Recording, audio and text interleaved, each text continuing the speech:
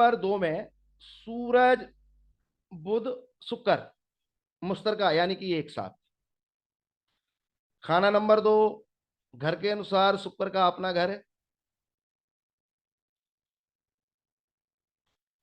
सूरज भी खाना नंबर 2 में मैक्सिमम टाइम अपना बुरा असर नहीं देता है। बुध खाना नंबर 2 में पिता के लिए नुकसानदायक है, लेकिन जहां तक के खुद के लिए राजयोग बनाने की पूरे अच्छे हालात बनाता है।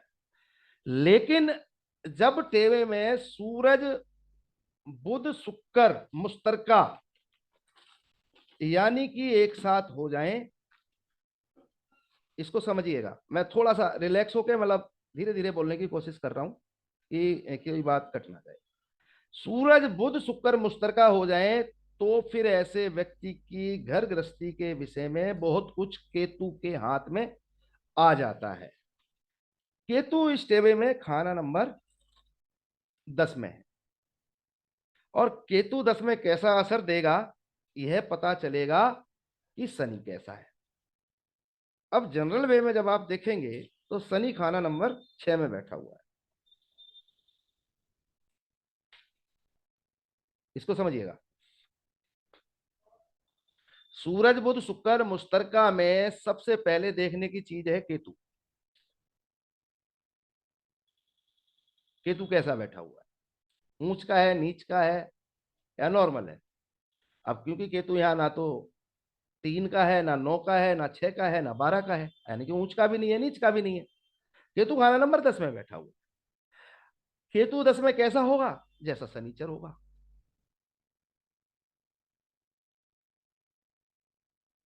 शनिचर छठे घर में बैठा है। शनिचर पे अगर हम नियम अप्लाई करते हैं तो शनिचर तो मंदा है। छठे घर में शनिचर मंदा हुआ तो बृहस्पति भी मंदा होगा, बृहस्पति भी शनि के साथ ही है।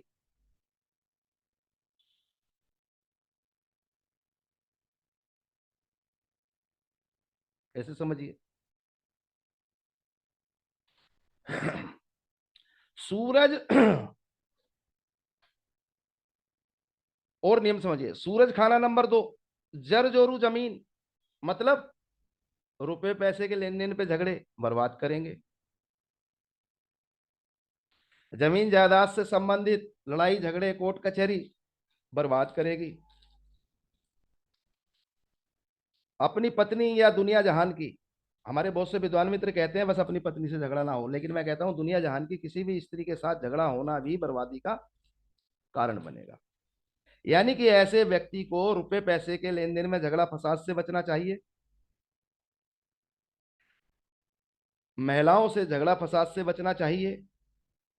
जमीन जायदाद से संबंधित झगड़े फसाद से दूर रहना चाहिए।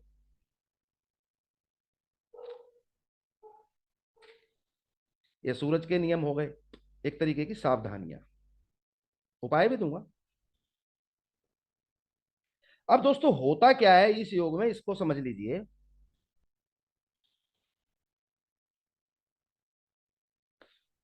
बुध है बेपेंदे का लोटा, लाल किताब के हिसाब से।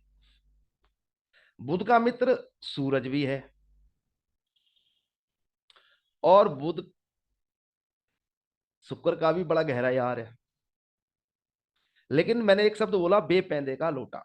बुध क्या करेगा, ताकतवर के साथ चला जाएगा। ताकतवर कौन है शुक्र और सूरज में, सूरज।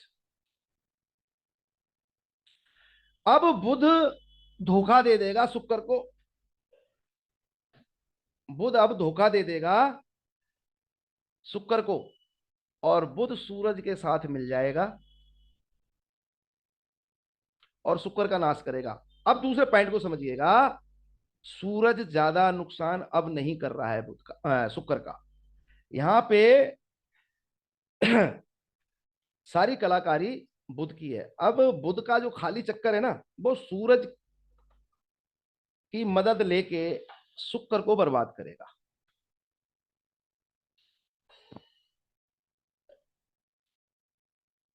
नहीं तो अमूमन हम सिंपल वे में सोचते हैं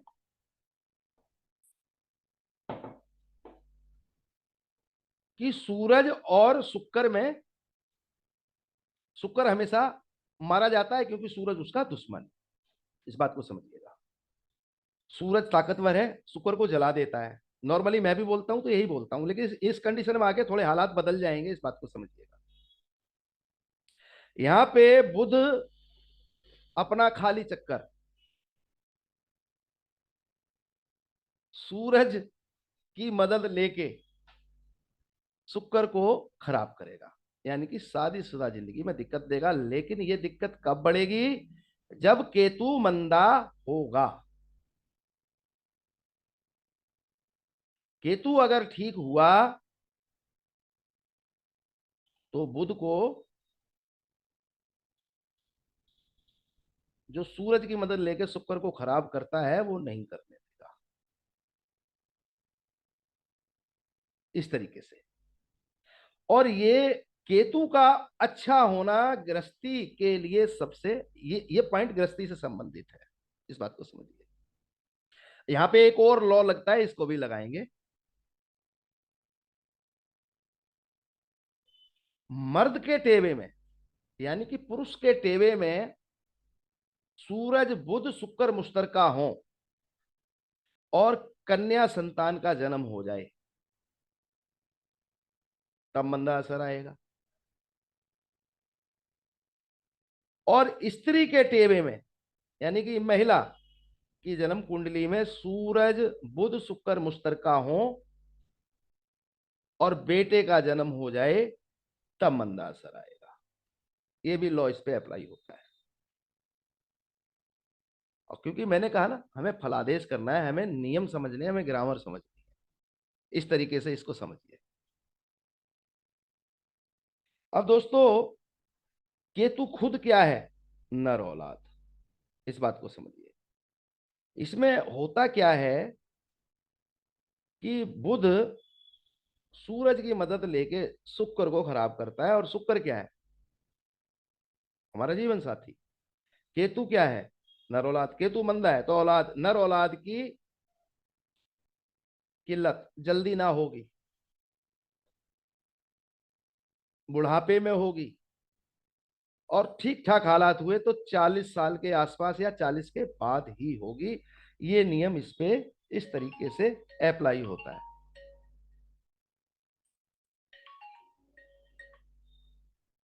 ये नियम इस तरीके से अप्लाई होता है।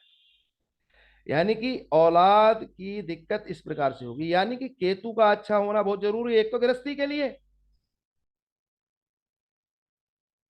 और दूसरा औलाद के लिए। सूरज बुध शुक्र मुश्तरका में ये बहुत ज्यादा जरूरी चीज है। इसको ऐसे समझ लीजिए, इस चीज का ध्यान रखना बहुत ज्यादा जरूरी है। इसी में दोस्तों, सूरज खाना नंबर 2 का एक नियम रह गया था, इसको भी समझ लीजिए। सूरज खाना नंबर 2 में हो और 8 खाली हो तो अलग हालात है, 8 में कोई ग्रह हो तो अलग हालात पलट जाते हैं। सबसे बड़ी चीज तो मैंने पहले बता दी कि महिलाओं से ना लड़ें, जर जोरू जमीन के झगड़े से दूर रहें। और दोस्तों, सूरज खाना नंबर 2 के समय चंद्रमा खाना नंबर 8 में स्टेबे में बैठा हुआ है। ऐसे हालात में